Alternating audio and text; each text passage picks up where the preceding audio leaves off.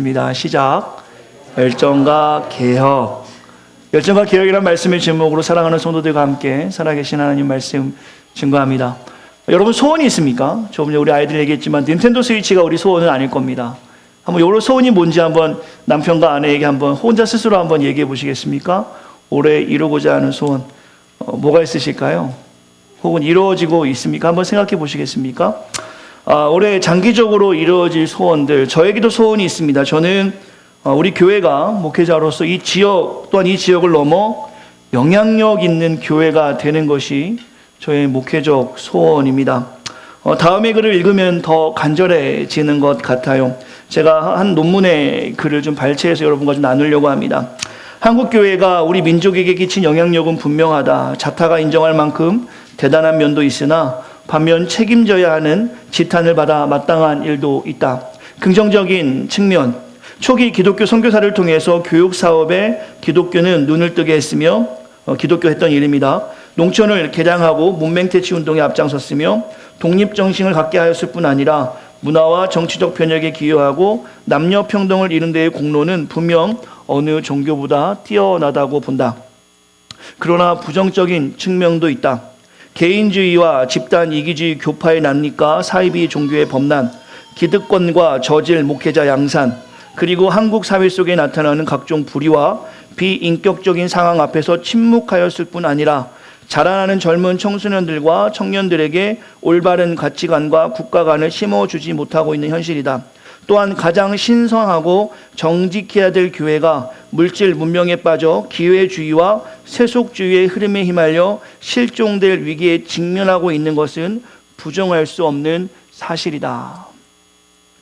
이러한 교회의 고질적인 문제들, 긍정적인 면도 분명히 있지만 부정적인 면의 이런 문제들이 실질적으로 우리 안에 가슴 아프게 새겨지는 것도 오늘날 현실 교회의 모습입니다. 그러나 제가 말씀을 준비하면서 소망 하나를 발견합니다.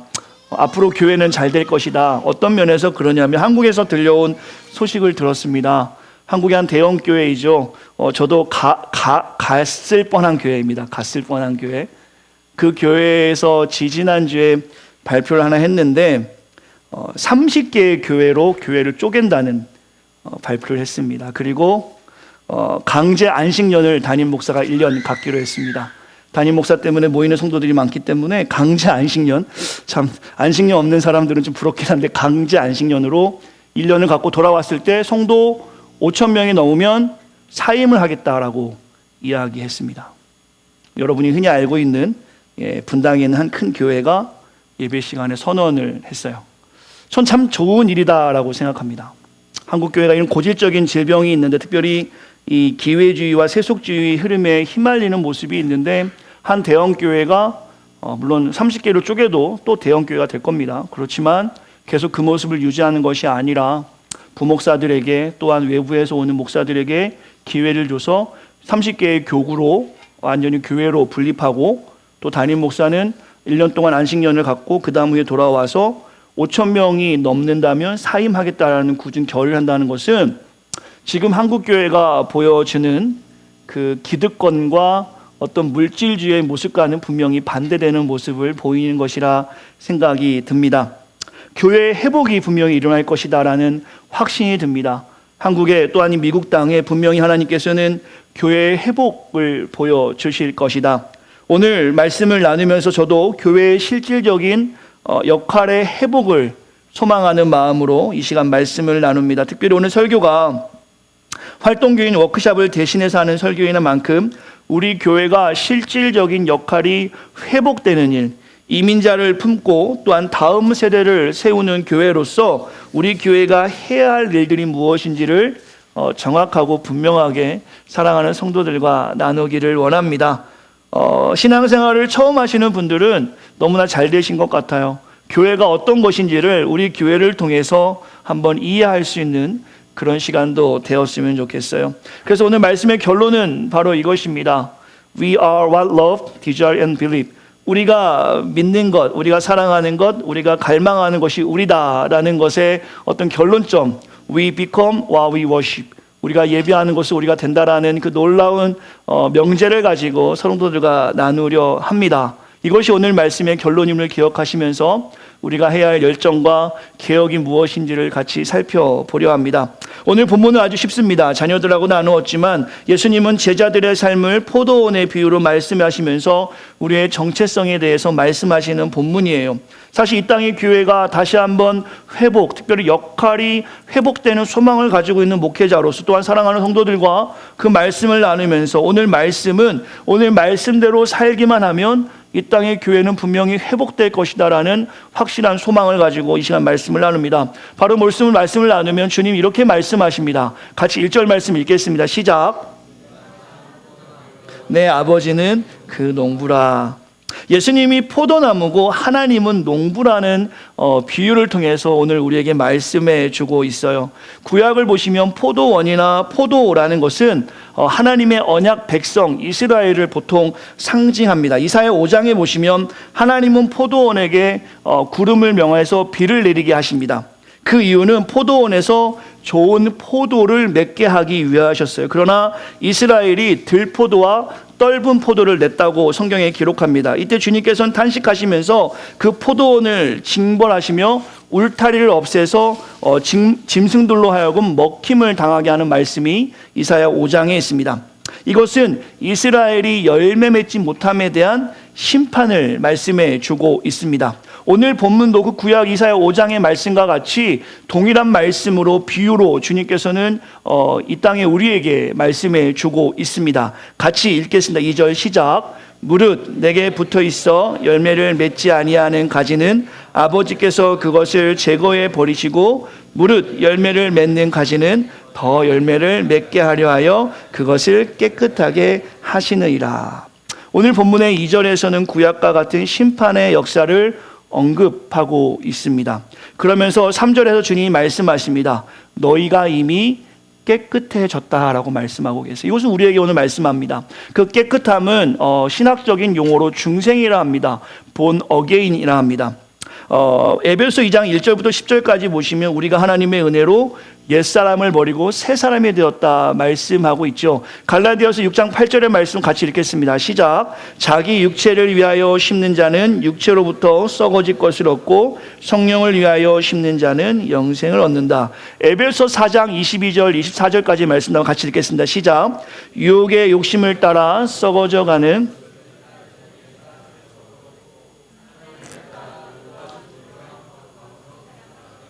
성경에서 오늘 본문 요한복음 15장 3절 말씀에 우리가 이미 깨끗해졌다라는 말씀은 바로 오늘 잠시 소개했던 에베소서 본문과 갈라디아서 본문처럼 이미 우리가 하나님으로 하여금 깨끗해졌음을 선언하는 말씀입니다.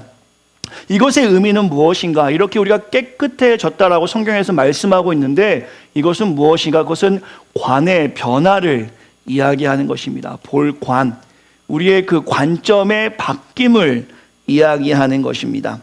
우리가 예수를 통해서 깨끗해졌다라는 것은 우리의 보는 눈이 바뀌었다라는 것입니다. 한번 여러분 생각해 보세요. 여러분이 지금 이 에베소서와 갈라디아서의 말씀처럼 여러분의 심령이 지금 이렇게 변해서 관의 변화를 경험하고 있는지 말입니다. 이 보는 관점이 변화되었다는 말은 무엇인가? 그것은 죄로 인한 우리의 욕망이 이제 재조정되었다는 말입니다. 이것은 다시 이야기하면 우리의 의지가 형성되고 그에 따라서 그리스도의 심령으로 새롭게 되었다라는 것입니다. 오늘 본문 요한복음 15장 3절에서 깨끗함은 바로 born again, 중생을 이야기하는 것인데 그 중생인 깨끗함, 옛사람을 버리고 새 사람이 되었다라는 것은 우리의 관이 바뀌었다라는 것이에요. 이전에는 세상 거에 집중하는 인생이었다면, 이전에는 더러운 것에 집중하는 인생, 이전에는 눈에 보여 곧 썩어갈 것에 집중하는 인생이었다면 지금은 영원한 것을 바라보는 우리의 세계관이 바뀌었다는 것을 성경에서는 의미합니다. 이것을 존 스타트 목사님은 이렇게 이야기했습니다. 그의 마지막 설교에서 그가 가식성, 비저빌리티를 이야기했는데요. 누군가가 존 스타트 목사에게 마지막으로 이런 질문을 했습니다. 그의 마지막 설교에서 한 이야기예요. 목사님, 이제 시대는 변했습니다. 어떻게 선교하고 어떻게 전도해야 합니까? 라는 질문에 이 존 스타트 목사가 그렇게 이야기합니다. 이제는 가시성이다.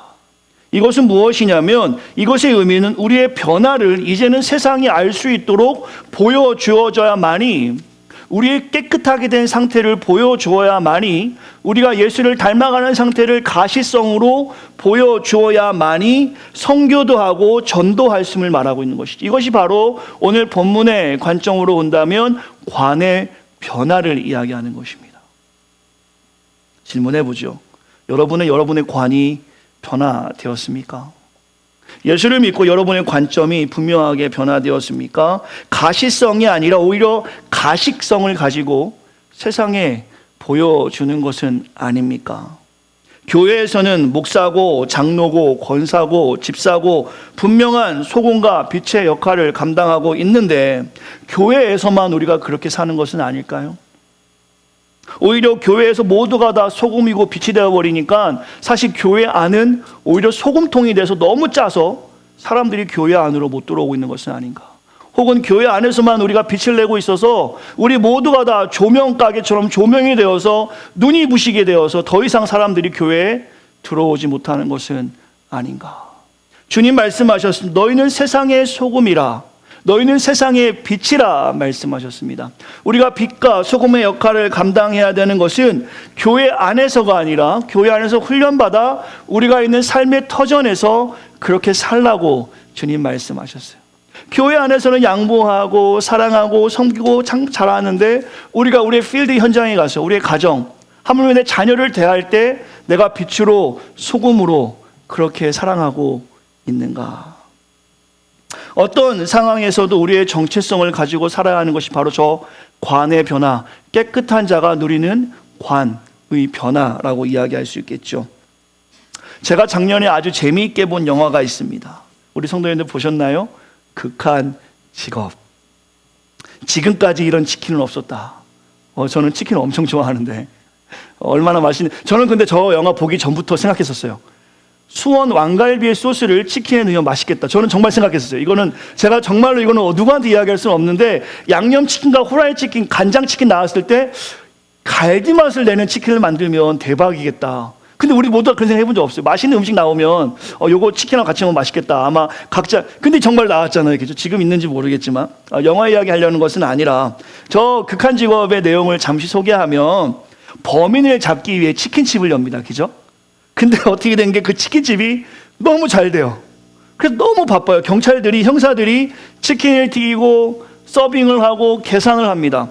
근데 그래서 정작 범인이 나타났는데 어떻게 합니까? 아무도 전화를 안 받는 거예요. 범인 밖에서 이제 부쳐보고 있는 경찰이 이제 잡으러 가야 된다고 전화하는데 아무도 전화를 안 받아요. 경찰들이 뭐 하고 있습니까? 닭 튀고 있는 거예요. 정체성의 혼란이죠. 하나님께서 우리에게 학자, 의사, 교사, 사업가, 엄마, 아빠로 쓰시는 이유는 바로 조금 전에 말씀드렸던 것처럼 우리의 삶이 바뀌어서 우리의 관이 그리스도인에서 바뀌어서 이제 우리의 삶의 현장에서 하나님의 일을 하게끔 그 사명을 주셨다라는 것입니다. 근데 어느 순간 우리는 이 극한 직업의 우스운 상황처럼 하나님의 일에 집중하는 것보다는 연구하는 일에, 의사의 일에, 교사의 일에, 엄마 아빠로서의 일에 더욱 집중하며 이 관점, 무엇이 중요한디? 라는 관점이 사라져버리는 교회의 모습을 보게 됩니다.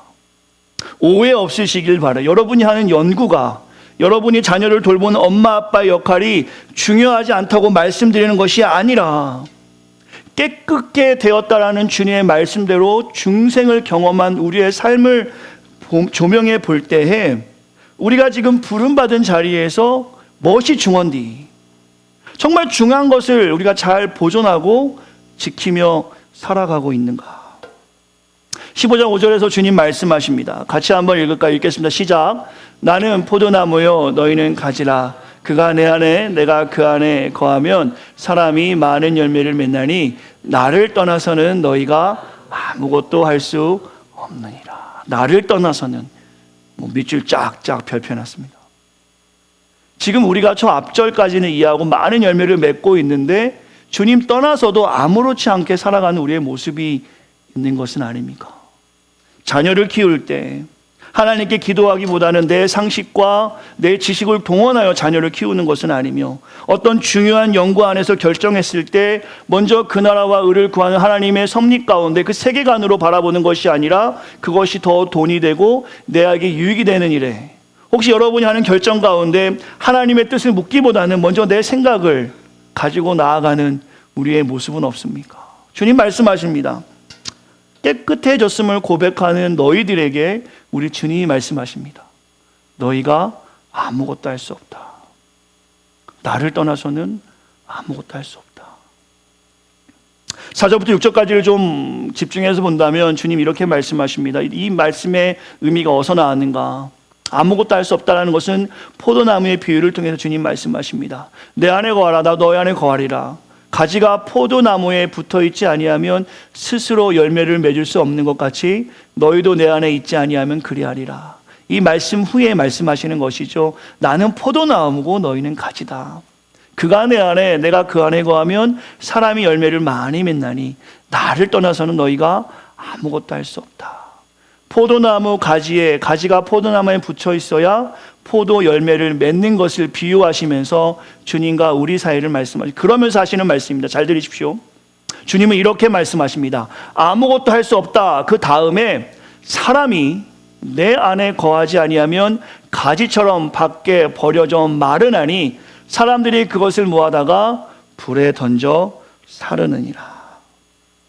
우리 주님 너무 다정하게 말씀하시는 거예요. 얘들아, 좀 내 얘기 좀 들어볼래? 나는 포도나무고 너희는 가지야. 너네가 나랑 친밀하게 연결되어 있으면, 유기적으로 관계를 맺으면 너희는 틀림없이 열매 맺을 거야. 근데 잘 들어. 너희가 나에게 떨어지는 그 순간부터는 우린 남이야. 너는 말릴 거야. 사람들이 너를 모아서 불에 살라버릴 거야. 주님은 이 포도나무 비유를 가지고 우리의 상태에 대해서 분명하고 명확하게 말씀해 주십니다.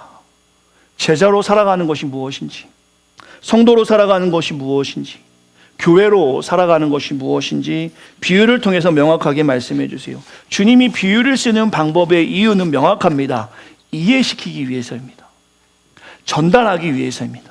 주님의 명확한 뜻을 알려주기 위해서요. 그때 주님이 버려진다라는 그 말씀에 우리는 충격받을 수 있어요. 여러분이 이렇게 열심히 예배하고 찬양했는데 주님 앞에 떨어져 버리면 우리는 버림받는다라는 것입니다. 정체성에 대한 명확한 인식을 우리가 가져야 돼요. 그러면서 주님이 우리에게 사랑의 표현으로 말씀해 주시는 겁니다. 같이 읽겠습니다. 이것은 주님의 국률한 사랑의 표현입니다. 같이 읽겠습니다. 시작.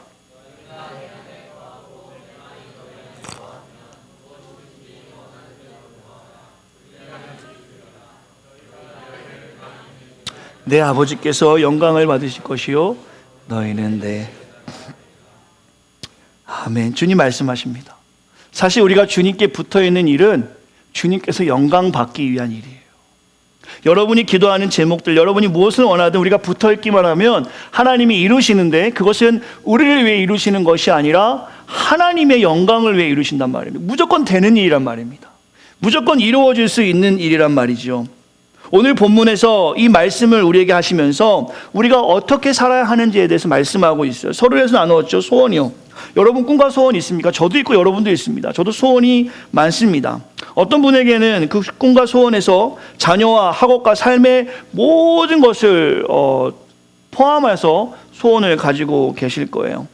그 꿈을 이루기 위해서 여러분 어떤 노력을 하십니까? 아마 학업에서 어떤 꿈을 이루기 위해서 잠을 줄이실 겁니다. 자녀를 위해서, 그 꿈을 이루기 위해서 나에게 쓰는 것을 줄이고 자녀에게 쓰는 희생을 감당하실 것입니다. 노는 시간을 줄이겠죠. 분명히 여러분 무언가를 이루기 위해서 희생하며 준비하는 것들이 있을 것입니다. 그건 여러분의 생각이라는 겁니다.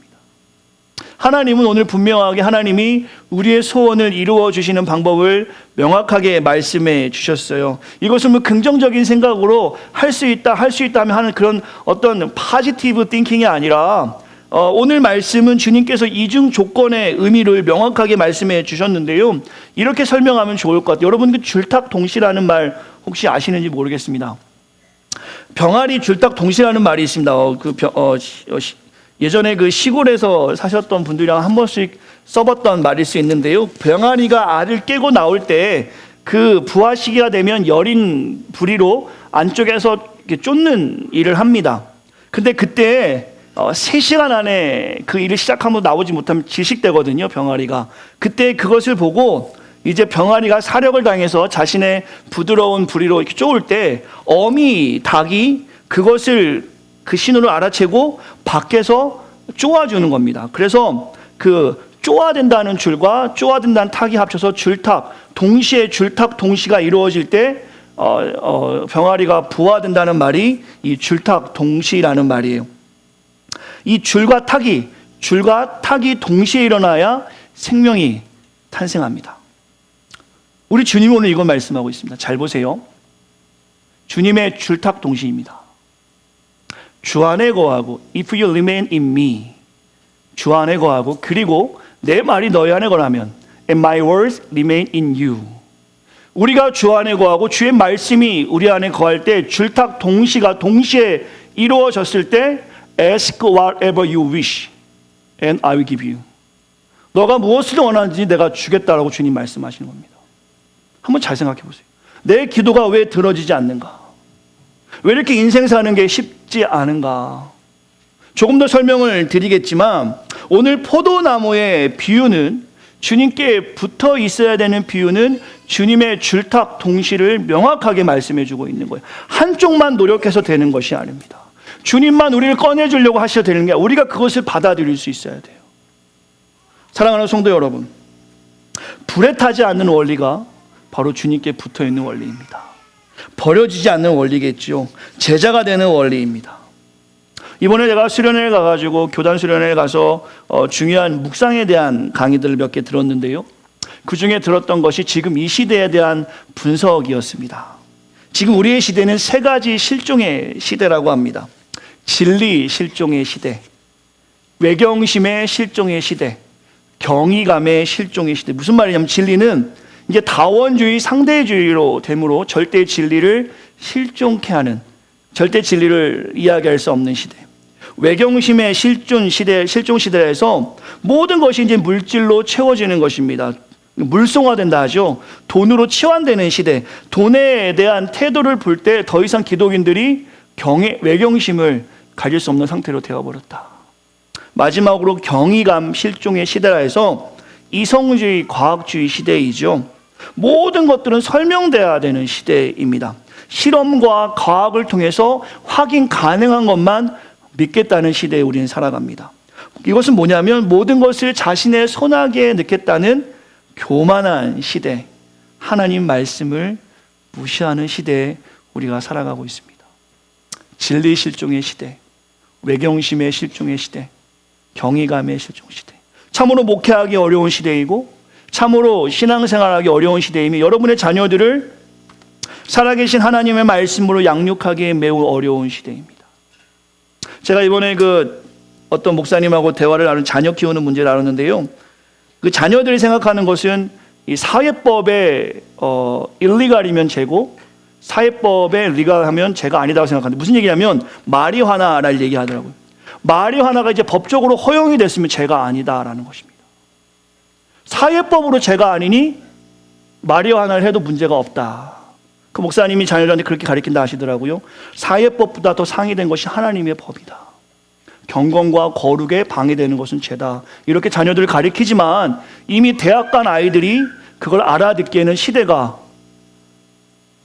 경이감의 실종의 시대이기 때문에 어렵다라는 것을 말씀해 주시더라고요. 무엇으로 우리가 하나님 말씀을 전할 수 있을까요? 이렇게 보고 느껴야 되는 시대에서는 무엇으로 하나님 말씀을, 이 포도나무의 비유를 세상에 보일 수 있겠습니까? 이런 시대에서 우리는 주님 안에 거하는 열정과 그 말씀대로 살아가는 말씀이 삶에 적용되는 개혁된 삶이 필요한, 이제는 가식, 숨겨서 사는 시대가 아니라 가시, 보여주는 모습으로 하나님을 보일 수밖에 없다라는 것이죠. 사무엘상을 보시면 하나님께 기름받은 사울이 등장합니다. 근데 그 사울이 버려집니다. 버림받았다. 말씀을 읽어보시면 사무엘상 15장 11절에 보시면 하나님께서 말씀하십니다. 내가 사울을 왕으로 세운 것을 후회한다. 하나님 후회하지 않는 분이십니다. 이 후회한다는 표현은 원어로 보면 안타까움을 말씀하십니다.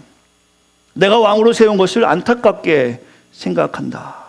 이유는 그가 사울이 내 명령을 따르지 않아서라. 사무엘이 사울에게 말합니다. 왕이 여호와의 말씀을 버렸으므로 기억하시기 바랍니다. 여호와께서도 왕을 버려 왕이 되지 못하게 하셨나니. 사무엘상 15장 26절의 말씀 같이 읽겠습니다. 시작. 사무엘이 사울에게 이르되 나는 왕과 함께 돌아가지 아니하리니 이는 왕이 여호와의 말씀을 버렸으므로 여호와께서 왕을 버려 이스라엘 왕이 되지 못하게 하셨느니라. 하나님 말씀을 가까이 하지 못해서 진리를 상실했고 하나님을 경외하는 마음을 상실했던 사울은 이제 버림받게 됩니다. 그러나 사울이 처음부터 그랬을까요? 사울이 처음 왕으로 기름 부음 받았을 때는 그가 그를 이렇게 이야기합니다. 같이 읽겠습니다. 시작. 사무엘이 돼 왕이 스스로 작게 여길 그때에 이스라엘 지파의 머리가 되지 아니하셨나이까. 여호와께서 왕에게 기름을 부어 이스라엘 왕을 삼으셨고.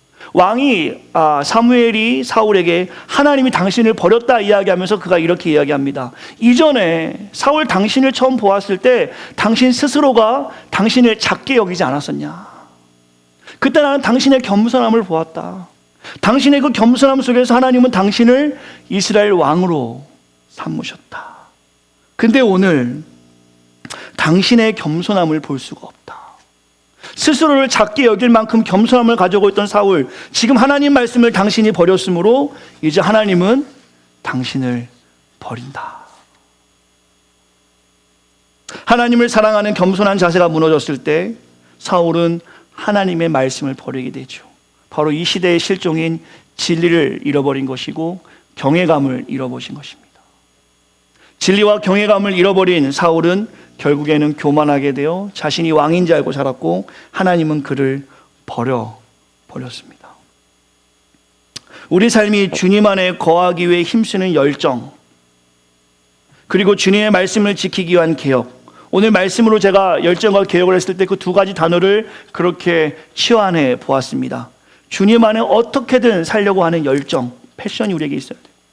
그 말씀이 내 안에, 주의 말씀이, 그 원어를 보시면 영어 성경으로 보셔도 정확하지만 우리는 주님 안에 거하는 열정, 그리고 주님이 우리 안에가 아니라 주님 말씀이 우리 안에라고 말씀하고 있습니다. 이것이 매우 중요합니다. 우리가 주님 안에 거하는, 그리고 주님의 말씀이 우리 안에 거한다는 표현은 우리가 주님 안에 거하는 것을 여러분이 생각하는 그것입니다. 예배하고 기도하고 묵상하고 찬양하고 날마다 하나님을 생각하는 그것, 주의 말씀이 내 안에 거하는 것, My word remain in you라는 것은 주님의 말씀이 여러분의 삶에서 등장할 때, 존 스타크턴 목사가 얘기한 것처럼 비저빌리티, 가시성으로 보여질 때 줄탁 동시가 일어나는 하나님의 역사. Ask whatever you wish. 무엇이든 여러분의 소원을 구하라는 것이 주님의 뜻이라는 것입니다. 우리가 열심히 찬양만 하고 기도만 하고 예배만 하는 것으로 끝나는 것이 아니라 오늘 말씀을 들었으면 그 말씀이 내 안에서 움직여서 주의 말씀이 가시성으로 세상에 보여질 때 오늘 본문의 줄탁 동시가, 그래서 저는 개혁이라는 말을 정해보았어요. 열정, 주님 안에 거하는 열정 우리에게 가득합니다. 오늘 찬양인도도 그렇고요. 주님 한 분만으로 만족해 주의 거룩하심 생각하고 우리가 찬양으로는 분명히 패션 있습니다. 그러나 이제 개혁이 필요한 거예요. 리폼. 하나님의 말씀이 내 안에 들어와서 그 말씀대로 살아가는 리폼이 우리의 삶에 적용되었을 때 그것이 바로 줄탁 동시, 오늘 성경에서 하나님 말씀인 열정과 개혁을 우리가 이뤄가는 과정이겠죠. 제가 이곳에 부임했을 때가 27개월 정도밖에 되지 않은 것 같습니다. 왔을 때 몇 가지 이야기를 들었어요. 우리 교회가 캠퍼스 지역에 있던 교회였다. 자체 건물을 가지고 있던 교회였다. 교단을 탈퇴하기 전에 어쨌든 성도들도 많이 모였던 교회였고 탈퇴하는 과정에서 수많은 어려움을 겪었다. 특별히 목회자에 관련된 어려움을 듣게 되었습니다. 그리고 교단을 탈퇴하여 한국교회의 정체성을 가지고 위해서 여러 가지 고생했던 이야기, 과정에서 뿔뿔이 흩어지며 상처받은 이야기도 들었어요. 그리고 교회를 찾기 위해서 동분서주한 이야기도 듣게 됩니다. 또한 교회를 옮겨서 나름대로 지역교회 성도를 초청한 자리에서 오히려 한 목회자를 통해서 상처받은 이야기도 됐습니다. 어렵고 힘들었지만 온전한 교회 공동체를 위해서 잠시 쉬고 있는 안식을 맞은 목사님을 모신 이야기. 근데 그 목사님께서 갑자기 그만두게 되어서 또 청빙한 이야기. 근데 청빙한 일이 잘 된 줄 알았지만 비자가 나오지 않아서 1차 청빙이 잘 되지 않고 영상으로 1년 동안 설교받던 이야기들. 그 기간 동안 새 가족이 찾아오지 않아서 혹은 왔다 와도 불이 나게 도망간다는 표현은 웃기지만 나가는 성도를 잡을 수 없는 상태. 우리 교회 다녀보세요라고 이야기할 수 없는 그 상태에 있던 1년. 하나하나 이야기를 제가 구체적으로 다 나눌 수 없지만 새생명교회가 그동안 가졌던 일들을 풀어놓으면 3박 4일 이야기해도 모자르겠지요. 구체적인 상황이 듣고 싶으시면 한번 여쭤보시면 아마 잘 얘기해 줄 겁니다. 그런 교회였던 오늘 우리가 여전히 이 자리에 있습니다. 여전히 하나님을 찬양하고 이제는 겉으로 오면 대단한 일입니다. 여러분 용서하고 드십시오. 본교회도 하고 캠퍼스 교회도 하고 있습니다. 그러니까 영상으로 누가 설교를 들으면 우리 교회가 엄청 대형 교회인지 알 겁니다. 네, 그런 교회가 돼버린 거예요. 매일 하는 단골 기도 제목이죠. 제가 늘 꺼져가는 갈대와 같은 교회였고 꺼져가는 등불 같은 교회였지만 하나님이 꺾지 아니시고 끄지 아니시고 그 연약한 모습, 약할 때 강함 되신 하나님을 보여주시면서 우리 교회가 오늘 이 자리에 있습니다. 제가 이곳에 오면서 다짐한 마음이 있습니다. 하나님 주신 마음이죠. 이민자를 잘 품자. 다음 세대를 세워야 한다. 그러나 그것이 저의 어떤 능력과 재능으로 하는 것이 아니라 하나님의 말씀으로 품고 세우자. 말씀을 말씀하게 하라라는 메시지를 가지고 이것이 왔어요. 저는 그저 소리이고 말씀을 전하시는 분은 하나님이다. 복음 그대로를 전하는 교회. 성경에서 말씀하시는 해답을 전하는 교회. 아니 그 해답을 찾아가기에 노력하는 교회. 말씀으로 하나님의 말씀으로 이민자를 위로하고 상처받은 이민자가 이 주변에 참 많은데요. 교회의 상처, 목회자의 상처, 사람에게 상처받아서 교회를 오고 싶어도 오지 못하는 언어가 통하지 않지만 미국 교회에 가서 그저 예배라는 이유로 앉아있는 성도들 참 많습니다. 영어를 잘하는 분들도 많겠지만 아무리 영어를 잘해도 그 어떤 줄탁 동시가 딱 이루어지는 경험이 참 쉽지 않은 모습을 가지고 있는 분들도 계신 걸로 알고 있습니다. 그런 분들이 혹시 교회를 찾을 때 우리 교회가 그런 분들을 섬길 수 있는 교회가 되면 좋겠다. 또한 말씀으로 다음 세대를 세워가는 교회. 하나님도 포기하지 않는 그 다음 세대를 위해서 그 다음 세대는 연약한 모든 세대를 저는 통칭하고 싶습니다. 꼭 우리 아이들만 이야기하는 것은 아니고요. 뭐 빈곤한 사람들도 있겠고요. 또 장애를 가진 분들도 있겠고. 우리가 할 수 있는 그 모든 일을 교회가 하면 좋겠다. 이와 같은 목적으로 제가 할 수 있는 일은 하나밖에 없었죠. 성경을 연구하고 최대한 성경 그대로를 전하는 일. 최선을 다해서 말씀을 전합니다. 정보 전달로서의 말씀이 아니라 정말 하나님의 기뻐하시는 창조의 섭리가 성도들의 삶에서 마구 일어날 수 있도록 여러분과 저의 심령이 주님을 닮아 변화되는 설교를 하고 그 변화된 가운데 우리가 열매 맺을 수 있는 교회가 되기 좋겠다. 저의 명제는 하나입니다. 좋은 그리스도인은 좋은 사람이어야 한다. 그리스도인으로 살아가는데 좋은 사람이 아니라면 문제가 있는 거예요. 디모데후서 3장 15, 16, 17절에 보시면 모든 선한 능력을 행할 수 있도록 말씀해 주신다고 말씀하고 있습니다. 하나님 말씀이 말입니다. 하나님 말씀을 믿으면 우리는 선한 사람이 될 수밖에 없습니다. 우리는 죄인이지만 그런 능력을 주신다라는 것입니다. 왜 목회자한테 상처를 받습니까? 왜 성도끼리 상처를 받습니까? 모든 선한 능력을 행하시는 주님의 말씀을 진지하게 읽지 않고 받아들이지 않으니까 주 안에 거하고 주의 말씀이 내 안에 거하는 줄탁 동시를 경험한 적이 없으니까 우리는 날마다 마치 하나님이 요술 램프처럼만 생각하고 중요한 일이 혹시 있을 때 오히려 내 생각이 발동하는 거 아닙니까? 그러니까 목회자가 성도에게 상처 주고 성도끼리 상처받고 상처 주고 교회가 점점 더 약화되는 것이 아닌가. 오늘 주님은 분명하게 말씀하십니다. 너희가 내 안에 거하고 내 말이 너희 안에 거하며 무엇이든지 구하라. 내가 다 주겠다. 사랑하는 성도들에게 오늘 이 말씀의 비유를 가지고 직접적으로 적용하고 싶습니다. 주님 안에 거하는 열정이 가득한 새생명 성도들이 되시기를 강력히 권면합니다. 주일 한 번 예배해가지고 하나님 안에 거한다고 이것이 열정이라고 말한다면 그것은 여러분이 생각하는 열정의 개념과 분명히 다를 겁니다. 열정이란 단어를 여러분이 구글링 해보면 여러분의 마음과 힘을 바쳐서 하는 일이라고 나옵니다. 일주일에 한 번 예배하는, 물론 시간이 여의치 않아서 그 한 번도 최선을 다해서 한다면 그것도 열정이라고 볼 수 있겠죠. 이건 여러분에게 질문하겠습니다. 일주일에 한 번 168시간 중에 1시간을 예배하는 것이 나에게 열정 있는 주님 안에 거함이 맞는가? 첫 번째 질문 던집니다. 두 번째, 주의 말씀이 My word remain in you. 주의 말씀이 우리 안에 들어오는 개혁이 여러분에게 있는지 이 시간에 생각해 보시기 바랍니다. 이것은 매일매일 개혁된 삶으로 살아가는 것이겠죠. 그것은 back to the Bible, 다시 성경으로 돌아가는 것입니다. 몸이 연약하고 힘든 일이 있습니까? 그때마다 우리가 해야 되는 일이 세상의 방법을 살아보는 것이 아니라 내가 하나님 말씀 앞에서 줄탁 동시를 이루지 못하는 것이 무엇이 문제일까? 점검해 볼 수 있는 개혁이 오늘 우리에게 필요합니다. 기도하지 않는 크리스찬, 기독인이라고 말할 수 없겠죠. 한국의 이단들 많이 보면, 제가 오늘 아침에 잠깐 웃기면서 얘기했는데 그 코로나 바이러스가 대구 지역에 막 넘치는 이유가 한 이단 교회, 우리가 흔히 말하는 신천지 때문에 그렇다고 이야기 나눕니다.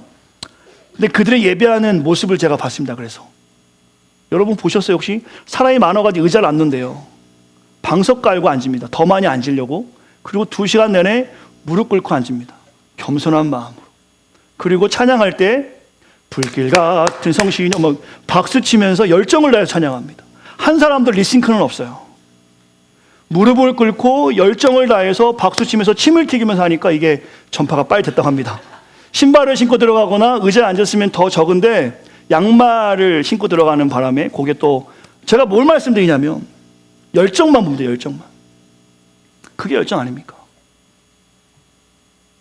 진짜를 가지고 있는 우리는 대충 하고 가짜를 가지고 있는 그들은 열정을 다해서 한다는 게 뭐가 좀 웃기지 않습니까? 스스로를 우리가 한번 점검해 보자는 말입니다. 오늘 말씀은 주님이 말씀하시는 거예요. 심판의 메시지는 절대 아닙니다. 나는 포도나무고 너희는 가지야. 너희가 내 안에 붙어 있으면 열매를 많이 맺을 거야. 하나님의 은혜를 말씀하시는 것이죠. 시편의 말씀을 제가 여러분과 나누고 싶어요. 시편 100편 3편 말씀에 주님 이렇게 말씀하세요. 여호와가 우리 하나님이신 줄 너희는 알지어다. 그는 우리를 지으시니요 우리는 그의 것이니 그의 백성이요 그의 기르시는 양이라. 포도나무가 포도나무에 붙어 있는 것, 우리가 양으로서 주님과 함께하는 것, 이것이 당연한 원리라는 것입니다. 원리라는 것입니다. 양은 2m 앞을 보지 못해요. 그래서 목자가 떨어져서는 살 수가 없는 동물입니다. 그래서 무리를 지어 삽니다. 한 마리 잃어버린 양을 위해서 주님이 찾아다닌 이유는 무리에서 이탈했다는 것은 죽음을 상징하기 때문에 주님이 그 한 마리를 찾기 위해서 99마리를 놓고 찾아가시는 겁니다.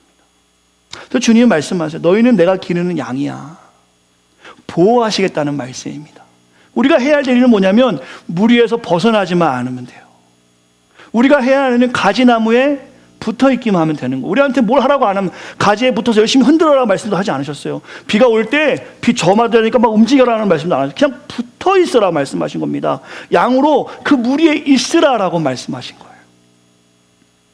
우리 주님은 우리에게 많은 것을 요구하지 않으십니다. 너희가 내 안에, 내 말이 너희 안에.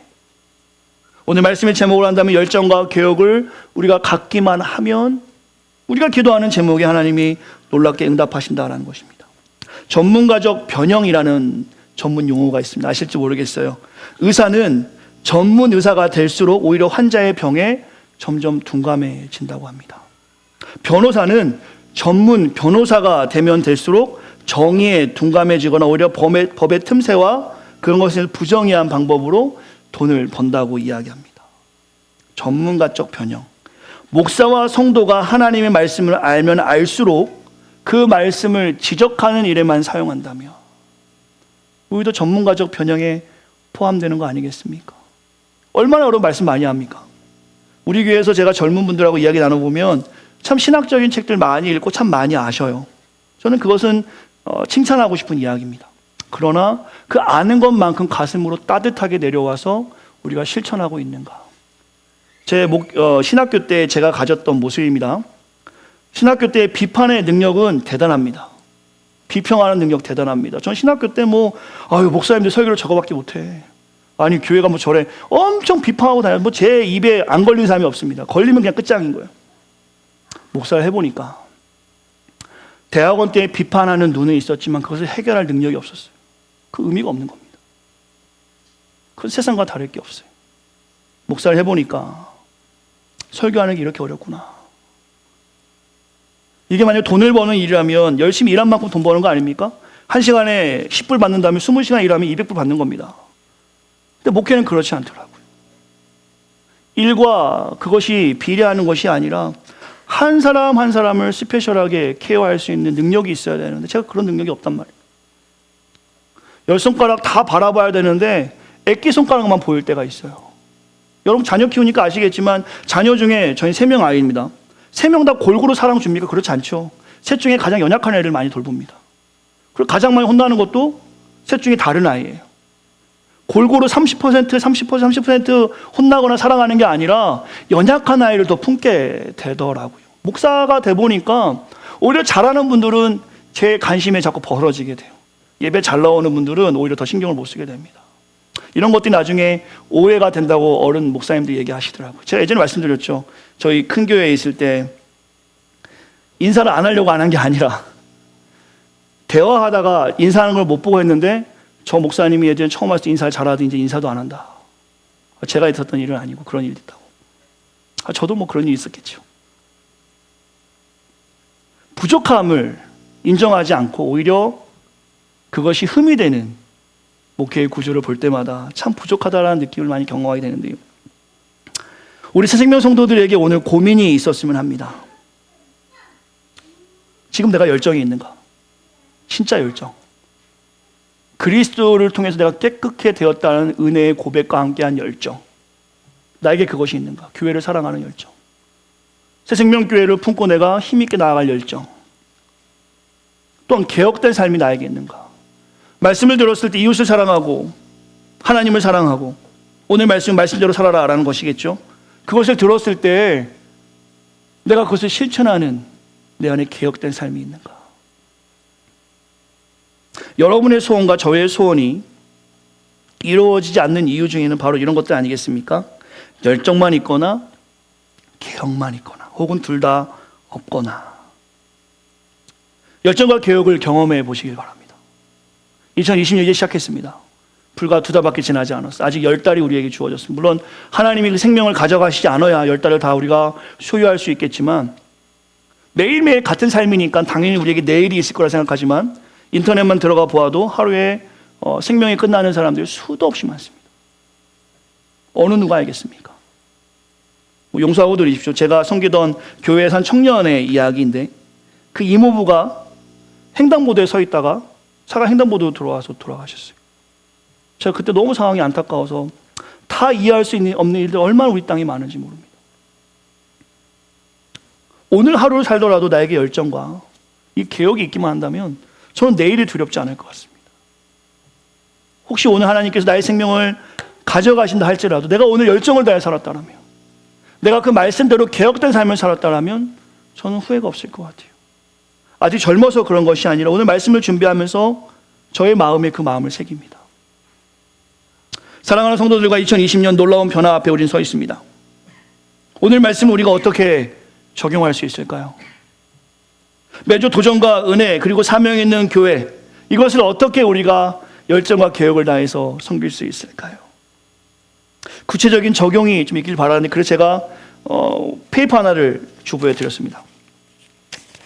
청직이라는 말의 의미를 제가 신학적으로 찾아서 넣어놨습니다.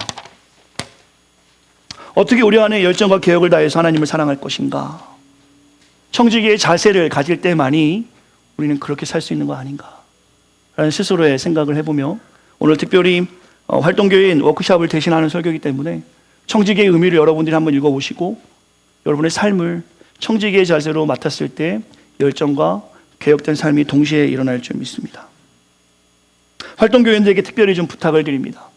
새생명교회는 직분자로 운영되는 교회가 아니라 활동교인, 교회의 미션 스테이트먼트 혹은 새가족 교육을 마치시고 거기에 동의하기로 하셨다면 모두가 다 활동교인으로서 새생명교회의 피선거권과 선거권, 여러분이 정관을 좀 살펴보시면 좋겠지만 교인의 의무로서 예배에 적극적으로 참여하셔야 되고 헌금도 동참하셔야 되고 교회에 중요한 일이 있었을 때 거기에 대한 의견도 정확하게 보일 수 있는 권한이 여러분에게 있습니다. 안 되는 것에 대해서 불평과 원망이 아니라 여러분이 교인으로서 가지고 있는 그 의무 또한도 분명하게 실행하셔야만이 주님의 몸된 교회가 열정과 개혁된 정신을 가지고 목회할 수 있을 거라 저는 확신합니다. 주 안에 거하는 열정, 예배에 힘쓰시기 바랍니다. 주일날 우리 성도들은 잘 안 그러신데 예배를 쉽게 빼는 일들이 없었으면 좋겠어요. 그것도 일주일에 한 번밖에 예배 안 하는데 그것마저 쉽게 빼지 않는, 또한 할 수만 있다면 말씀 보는 일. 여러분이 전공 다 공부하시는 분들이니까 제가 두말하면 잔소리지만 전공 서적을 달달달 보지 않으면 어떻게 연구를 하실 수 있겠습니까? 하나님 말씀을 그렇게 보지 않는 것은 뭔가 문제가 있는 거 아니겠습니까? 하나님 안에 거하는 열정이 여러분에게 가득하기를 소망합니다. 주의 말씀이 우리 안에 거하는 거 뭘까요? 실천하는 것이겠죠. 그래서 제가 여러분 어떻게 실천해야 합니까, 목사님? 그럴까 봐 제가 이것을 준비했습니다. 우리의 머리, 손, 발, 다리 어떻게 살아야 하는지를 여러분과 저가 한번 읽어봤으면 좋겠어요. 우리의 이런 개혁된 삶이 있었으면 좋겠습니다. 제가 머리 하면 여러분 읽으시는 거고 제가 눈 하면 밑에 읽으시는 겁니다. 준비됐나요? 네. 머리.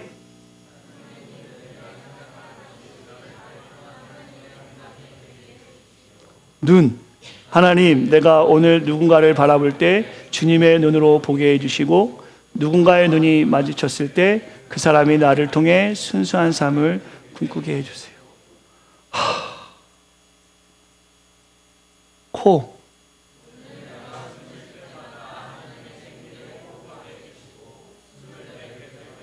내 속에 부정직한 것들을 쫓아내게 해주세요. 입. 하나님, 오늘 내가 하는 일에 누군가의 내가 먹는 음식이 성찬이. 발.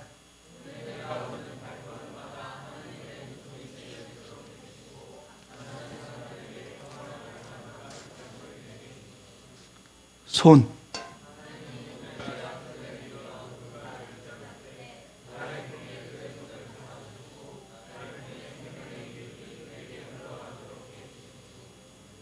아멘. 제가 이거 구역 카톡으로 보내드릴까요? 제가 쓴 건 아닙니다. 이런 깊은 인사이트이 있으면 얼마나 좋을까 하면서 본 건데, 읽으면서 우리가 주 안에 거하는 열정과 우리의 머리부터 발까지가 이렇게 주님을 닮은 모습을 드러나기만 한다면 Ask whatever you wish, I will give you.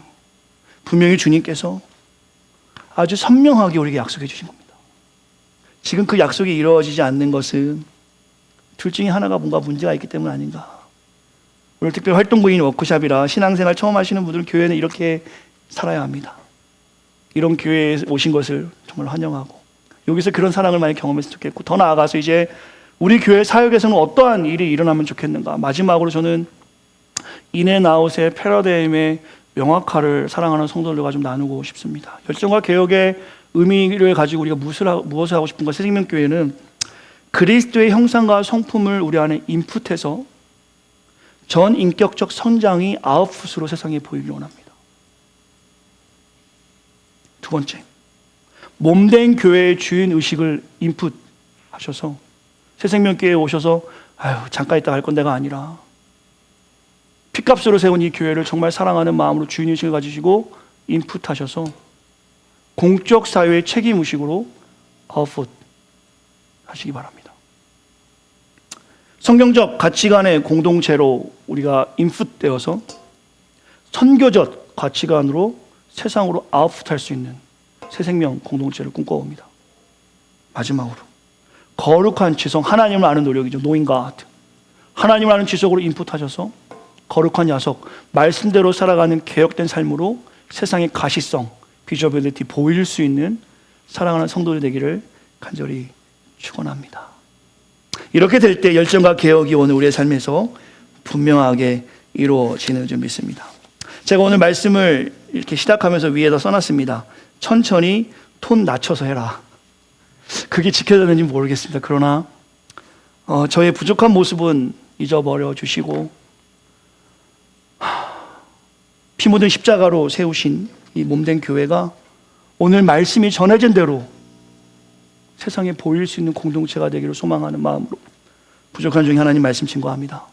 마음에 새기시고 주 안에 거하는 열정, 그 말씀대로 살아가는 개혁된 삶이 우리에게 가득할 때 하나님의 놀라운 역사를 경험하는 사랑하는 온 성도가 되어지기를 간절히 축원합니다. 제가 기도하고 축도함으로 모든 일 마치겠습니다.